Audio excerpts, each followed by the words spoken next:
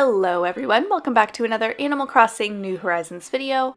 My name is Colleen. This is day 23 of the Animal Crossing challenge that I'm currently doing, which is just time traveling using treasure islands.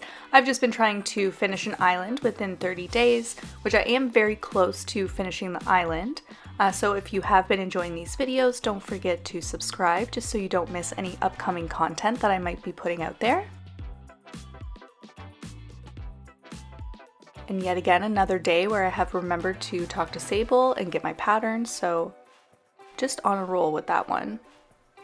What's not on a roll though is the selection that they've had for like the past week. I think I've just switched my socks in my tights like 3 or 4 times. But as you would have seen from today's thumbnail and the title, I am going to be working on the campsite today. Now, for the longest time, I had no idea what I was going to do. If you follow me on Twitter, you know that's true. That rhymed, isn't that fun? But yeah, on Twitter I was saying like I was running around in circles a lot, I didn't really know what I wanted to do. So that's why at the very beginning you saw me putting out some other items kind of elsewhere on the island, because I was just still trying to decide what it was going to be today, because it has to be something, so I'm just getting rid of some of the giant vines just to open up some space for these fossils.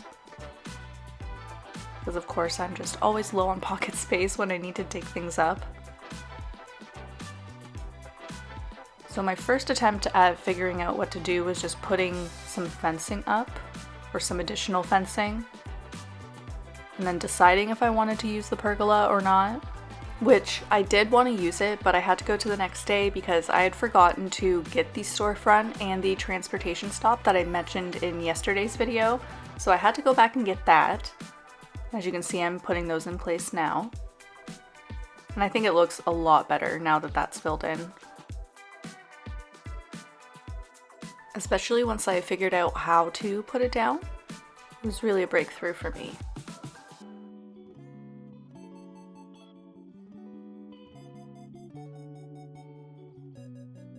So after finishing that up, I decided to reluctantly start up the construction app and figure out at least where I should put down some pathing, because that's usually a pretty good start, and regardless, I'm going to have to put it down, so that is what I ended up doing. Although I did have to clear some space, because when I planted these trees, I really don't think I was paying attention to where I was planting them. They're in some of the worst places possible.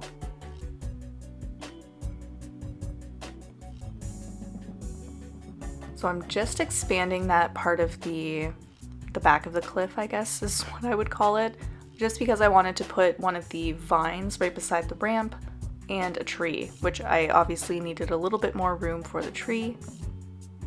But that wasn't too difficult to do, so that was a good way for me to procrastinate working on the campsite. Now, same story as all of the other videos. This is the pathing. It is the exact same method as it has been. Like I have in the last couple videos, I will link the prettiest swamp possible video if you would like to go see the full process or just a little bit more of it anyway. But basically I'm just creating some circles and some spots with the dark dirt path, and then using the corner pieces of a 9-piece path that is just absolutely gorgeous, but then also using some of those to fill in the single tiles. And then of course just putting these stones absolutely everywhere. I do end up having to put even more of those down, same with the flower pattern. Especially behind the campsite, because apparently I forgot that I would need a path there at all, so I did end up having to add that in just a little bit later in the video, but that one's really fast because I knew that I was including most of this right now. So just throwing down some of the additional codes that I've got, some of the grass ones, the little tiny flowers. Now this is where I was really struggling, and where you will definitely see the sun slowly going down. Because I had no idea with the placement of the campsite, which I wanted to keep because I did want it to be visible with the tent there if you were coming from between Abel's and Nook's. So I had to keep that there, had no idea what to do behind it, because normally I have the back of the campsite, say on like the back of a cliff or with a wall behind it or something, but I didn't really have that and I didn't want to put a wall up right now. So yeah, there's a lot of deliberation that was going on. You can see me kind of just, again, procrastinating, moving some trees around, which I did end up keeping, so I guess it was worth the time. But yeah, see the sun going down so quick. So finally, after a lot of trial and error, I decided to put a little resting like patio behind the campsite. I thought that might be cute. Put out some of the kids' tents too. And then I realized instead of the camping cot, I could use the, what's it called? Oh yeah, the log garden lounge. But I forgot that I had customized one of those, and that was a lot better fitting for that particular area, so. I also decided to fill in those 2 code areas underneath the camp sign because I was watching some Sparksby videos earlier, and her commitment to just filling in every single space really did motivate me to just pick up the sign and put down 2 codes really quickly. I was just watching the current Let's Play that she's doing. It's like a coastal romantic getaway thing, and it is really, really cute.